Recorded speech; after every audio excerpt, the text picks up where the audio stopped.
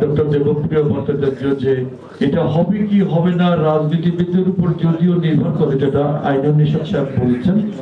আর উনি বলেছেন যে রাজনীতিবিদরা করবেন তখনই যখন নাগরিকরা রাজনীতিবিদদের উপর চাপ প্রয়োগ করবে, দাবিটা উত্থাপন করবে।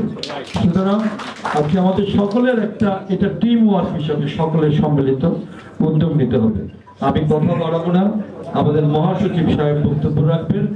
আমার শেষ কথা সুকান্তের একটা কবিতা দিয়ে আমি আমার কথা শেষ করতে চাই।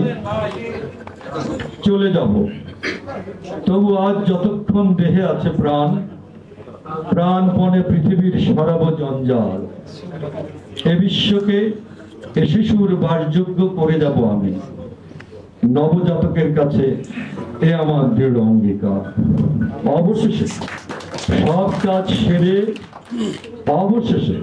কাজ সেরে আমার দেহের রক্তে নতুন শিশুকে করে যাব আশীর্বাদ। তারপর আমরা সবাই মিলে হব ইতিহাস। আপনাদের সকলকে ধন্যবাদ। রাজবাড়ী জার্নাল, সারা বিশ্বে রাজবাড়ী।